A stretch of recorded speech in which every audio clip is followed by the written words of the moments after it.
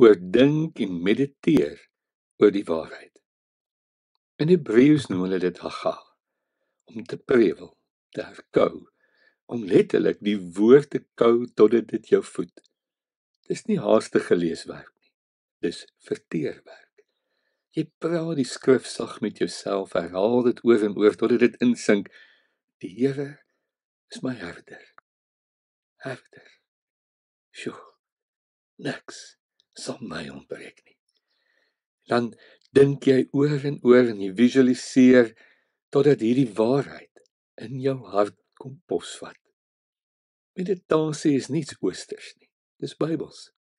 Josua beveel dat ons die woord dag en nag moet oordink, sodat ons daardeur verstandig kan optree.